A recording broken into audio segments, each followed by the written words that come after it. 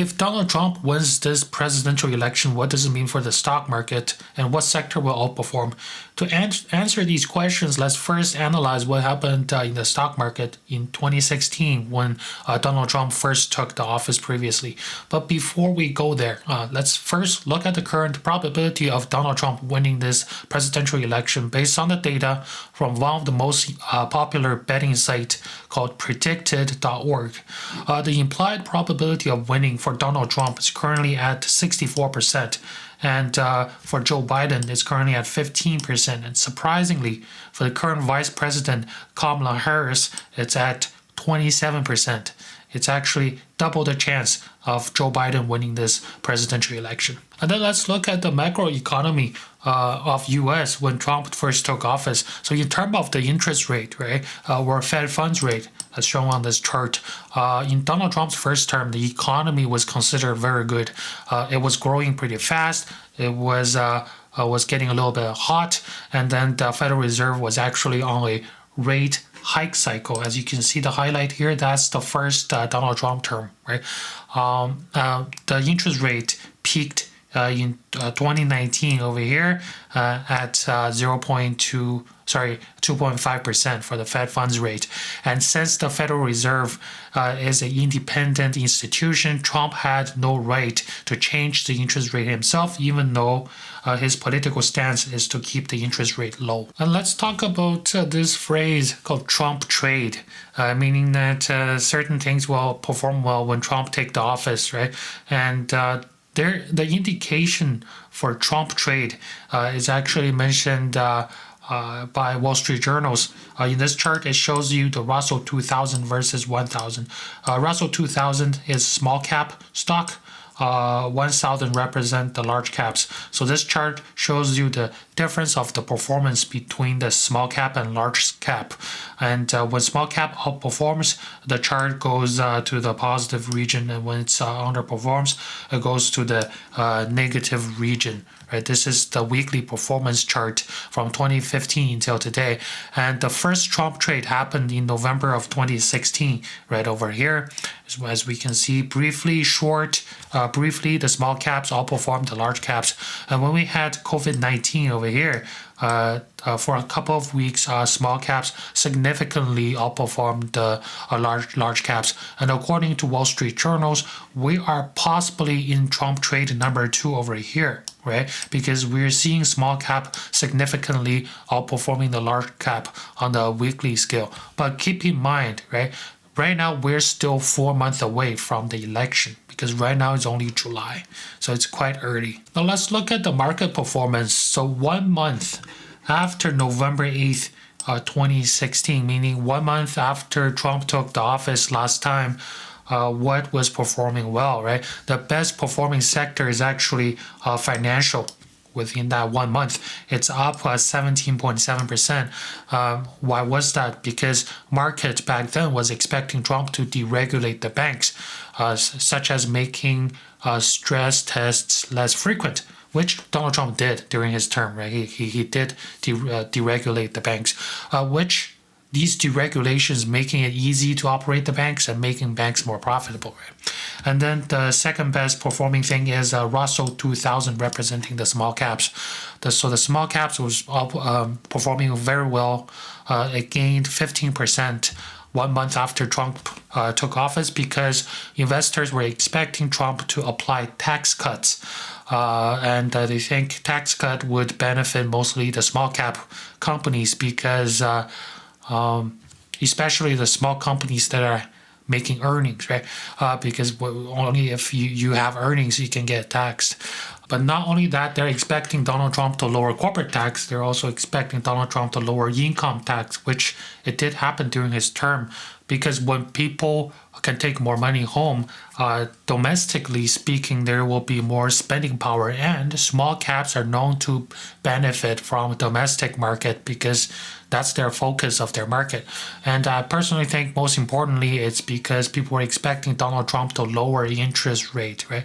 Because a lot of those small caps, they rely on borrowing money to grow their business. So lowering interest rate will benefit the small caps the most.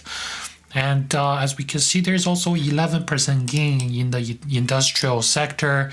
That's because Donald Trump promises some infrastructure plans, and there was 10.8% growth in energy because we know Donald Trump is pro-energy. People were anticipating that Trump is going to roll back some of the environmental regulations, which he did. And I think this value stock also gained 8.75%, which outperformed the S&P 500 during that month. It shows that the markets were anticipating a shift towards a more domestic-focused fiscal policy. Like I said, lowering interest rate for personal income will make American consumers stronger because value stocks are mostly companies that are more traditional in a more traditional industry like manufacturing and financials. And this chart shows you the total return between November 8th, between the time Donald Trump took office and November 3rd, 2020 election. Okay, so that's the whole Donald Trump term, the 4 years. And we can see the performance here. So the initial winners, like financials, Russell 2000, industrial and energies, the winners during the first month, they're no longer winners, They were not able to beat the market or S&P 500 for the for the 4 years. The sectors that are prevailing during the 4 year span are technology. It's up 165%, and we have the total market or the S&P 500. It's up 72% for the 4 years. I think S&P 500 did very well, because, as you all know, the tech sector have a very big dominance in S&P 500. If tech does very well, S&P 500 does very well, It's the companies like Apple's, Amazon's, Google's, Microsoft, and even NVIDIA. They're doing very well, They get benefited long term due to their innovation. One thing not to be overlooked is COVID-19, which happened during 2020, which is during Donald Trump's term. It hurts small cap more than large cap because small caps are more sensitive to changes to domestic economy induced by lockdowns, So for energy over here, it's actually doing bad, It's down like 50% for the 4 year. So even though Trump is pro oil and gas, it's actually a double-edged sword because this chart shows you the U.S. crude oil production, and as we can see from 2016 to 2020 over here, during Donald Trump's term, the production of crude oil from U.S. is very high, very high, and it's obviously being increased. And the increase of the U.S. Shale production will cause overproduction or oversupply of the oil in the market. It causes the oil price to drop, which end up hurting the profitability of the energy companies. But today's economic environment is not so similar than what happened in 2016 because we are currently coming off of a 40-year high inflation period, and the current inflation level the current Fed funds rate level is at the same level as 2007, at about 5.25 to 5.5% range. And the Federal Reserve is expected to start rate cut in two FOMC meetings from today. Even though Federal Reserve is an independent institution, Trump is known to pressure them to cut interest rate, During Trump's previous presidential term, he pressured Federal Reserve or Jerome Powell numerous times from 2018 to 2019 to cut interest rates. So if he wins this election, I can see him putting even greater pressure on the Federal Reserve to loosen monetary policy because, like I said, we're currently at the interest rate level last seen in 2007. So as a conclusion to this video, I think if Donald Trump wins another term, the following scenarios may happen. Number one, I think technology sector will be very attractive. Still be a very attractive long-term investment, especially the large cap technologies. Number two, small cap and growth stocks and even energy sector will do well, at least in the short to medium term.